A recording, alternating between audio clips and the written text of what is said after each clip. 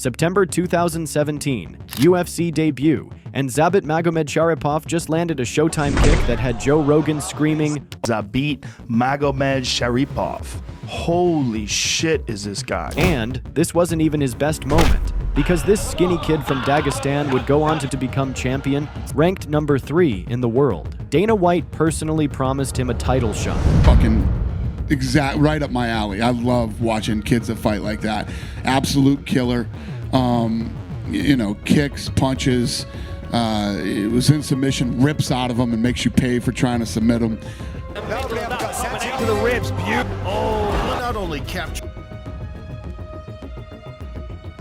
And then, nothing. He disappeared. Retired at 31 years old. Sports history. But here's the thing. Recent footage shows him training with Islam Makhachev, and the MMA world is buzzing about a potential return. By the end of this video, you'll understand why Zabit Magomedsharipov was called a once-in-a-generation talent, why his retirement broke the hearts of fight fans around the world, and why his story might not be over yet. This is the tale of the most creative striker who never got to finish his masterpiece. Before we dive into how Zabit became a legend, you need to understand the 3 things that made him impossible to beat, and why they ultimately destroyed his career. First, size. At 6'1", Zabit was a giant at featherweight. Most guys cut massive weight to make 145 pounds. Zabit walked around at 155. He had the reach of a lightweight with the speed of a bantamweight. Opponents couldn't figure out his range because no one else looked like him. Second, his style was a complete mystery. While every other fighter came from boxing or kickboxing,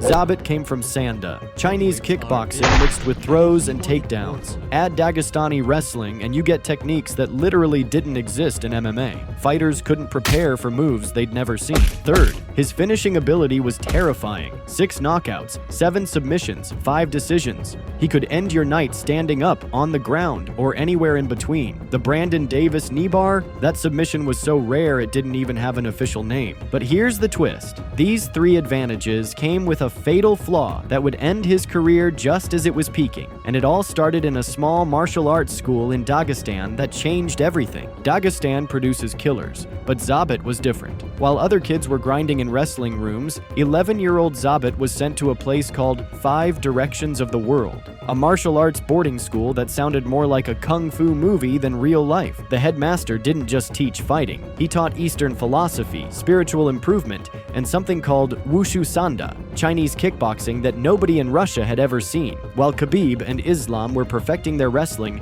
Zabit was learning spinning kicks and flying knees. By 18, he was European champion. By 22, he was knocking people out with spinning back fists in regional Russian promotions. But here's the crazy part. In his amateur days, he actually fought Islam Makhachev and lost by split decision. 2 future UFC stars, going different directions. Zabit chose the flashy path, ACB championship, 5 straight finishes, and techniques so wild that UFC scouts couldn't ignore him anymore. But when he signed that UFC contract in 2017, nobody, not even Zabit himself, knew he was about to change striking forever. September 2017, Mike Santiago had an 11-fight win streak and thought he knew what he was walking into. He was wrong. Zabit opened with a side kick that nobody throws in MMA, then a hook kick. Then he started spinning and Santiago's world turned upside down. The Showtime kick that went viral? That was just Tuesday for Zabit. While other fighters threw the same combinations everyone had seen 1,000 times, Zabit was pulling techniques from a different universe. Sunchai kicks that came from Muay Thai, question mark kicks from Taekwondo,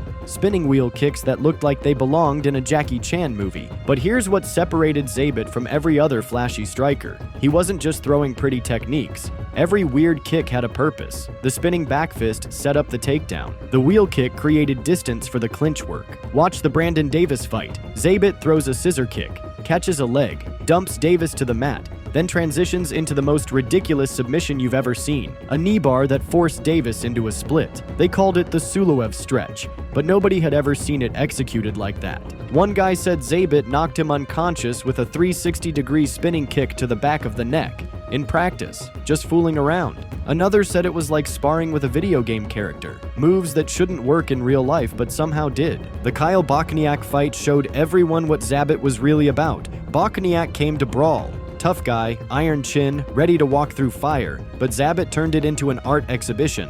Spinning kicks from the clinch, a picture-perfect judo throw that made Joe Rogan lose his mind. Then, when Bochniak thought he figured out the pattern, Zabit would switch to straight boxing and light him up. That's the genius. Unpredictability. Most strikers have a style. Zabit had an entire library. Long range, short range, standing, clinched against the cage. He had answers for everything. And just when opponents thought they solved one puzzle, he'd pull out something completely different. The Shaman Moraes fight proved he wasn't just flash. Second round, Moraes was tough and experienced, but Zabit took his back and locked in an anaconda choke like he'd done it 1,000 times. 6 minutes of striking wizardry followed by a submission that most people can't even pronounce. By 2019, fighters were openly admitting they didn't know how to prepare for him. How do you game plan for someone who might throw a spinning heel kick, shoot a double leg, or pull guard for a submission all in the same sequence? Jeremy Stephens, a guy who'd been knocking people out for 10 years, spent 15 minutes chasing shadows and eating strikes from angles he didn't know existed. By 2019, the UFC had a problem. Every featherweight contender was avoiding Zabit like the plague.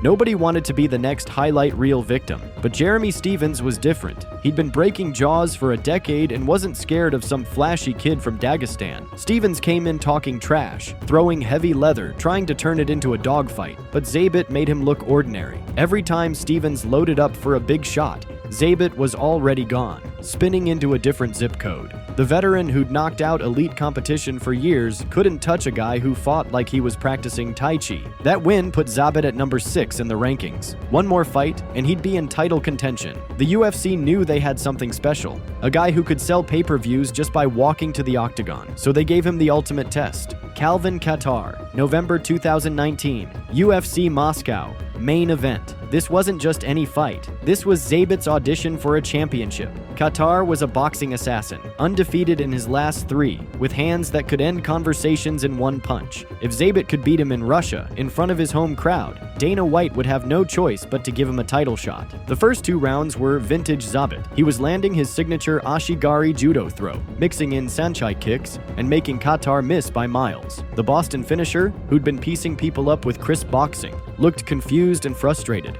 Zabit was ahead on every scorecard, but then came round 3, and this is where the story gets complicated. Zabit slowed down, not a little, a lot. The spinning kicks disappeared. The constant movement stopped. For the first time in his UFC career, people saw the flaw in the perfect fighter. Kattar started landing heavy shots, clean shots. Zabit was still winning the round, but barely. And everyone watching, the commentators, the fans, the other contenders, they all saw the same thing. Zabit's cardio wasn't championship level. He won the decision. He got his fight of the night bonus. Dana White shook his hand and promised him the next title shot against Alexander Volkanovski. Zabit was 28 years old, 6-0 in the UFC, and about to become the most spectacular champion in featherweight history. Then 2020 happened, and everything fell apart. The what if, 10 to 12:30, March 2020. The world shut down, but Zabit's title shot was still on the table. All he had to do was stay ready and wait for the call. Instead, he got news that would change everything. The cardio issues everyone noticed against Kattar. They weren't just conditioning problems. Zabit had serious immune system disorders. His body was attacking itself. The surgeries he needed weren't just career-threatening. They were life-threatening. While other fighters were complaining about lockdowns,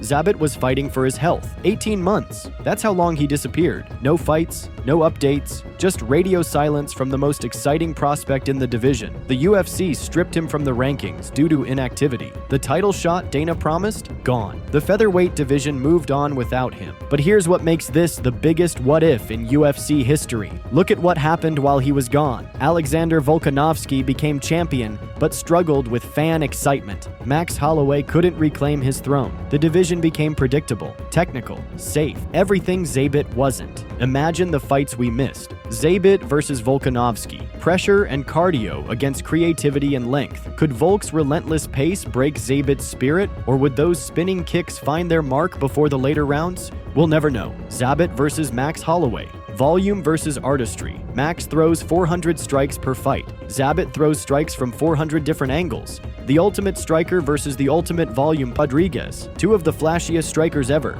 throwing techniques that don't exist in textbooks. Or against Josh Emmett's power, Brian Ortega's jiu-jitsu, Korean Zombie's violence. Each fight would have been appointment television, but the cruelest what if isn't about opponents. It's about timing. Zabit retired at 31, not 35 after a long championship run, not after losing his edge. 31, right in his athletic prime, with his best years ahead of him. June 2022, the official announcement: Zabit Magomedsharipov was retiring from professional MMA. 18 wins, 1 loss, 6 knockouts, 7 submissions. The most creative striker in UFC history was walking away just as he was supposed to start his championship reign. The MMA world mourned. Fight fans called it the greatest tragedy in the sport's history. A generation of fighters lost their inspiration, and everyone asked the same question: what if? December 2024, a grainy training video surfaces on social media. 2 figures grappling in a gym in San Jose. One is Islam Makhachev, the UFC lightweight champion. The other, Zabit Magomedsharipov, moving like he never left. The MMA world exploded.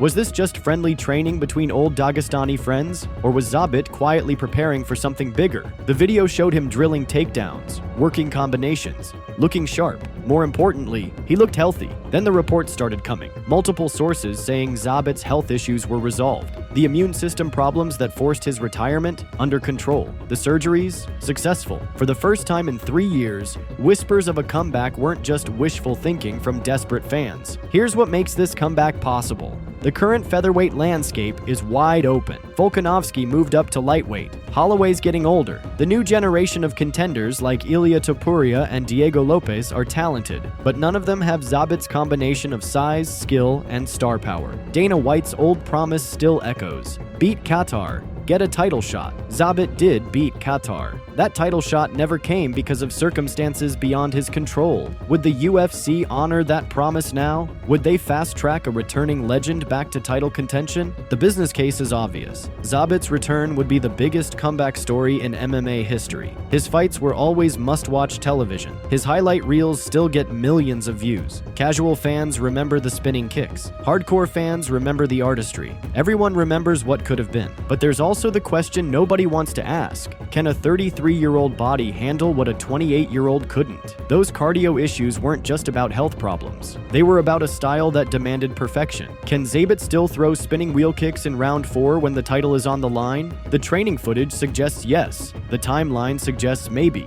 And the fans? The fans are ready to believe in magic one more time. Zabit Magomedsharipov fought 18 professional fights, won 17 of them, but his legacy isn't measured in victories. It's measured in possibilities. He changed what MMA striking could be. Before Zabit, creativity was a luxury. After Zabit, fighters realized artistry could be a weapon. Watch any featherweight today throw a spinning kick, and you're seeing his influence. He didn't just compete, he inspired an entire generation to think differently about fighting. Every all-time great has a defining moment, a fight that separates them from everyone else. Anderson Silva had Chael Sonnen, John Jones had Shogun, Fedor had Cro Cop. Zabit never got his, who never got the chance to show us what championship-level spectacular really looked like. In a sport full of legends and champions, sometimes the most unforgettable fighters are the ones whose stories ended before the final chapter. If Zabit does come back, it'll be the biggest story in MMA. But he's not the only what-if that haunts the UFC. Drop a comment. Which fighter's unfinished story keeps you up at night? And if you want more deep dives into the legends who never got their moment, hit subscribe because we're just getting started. The next video might hurt even worse than this one.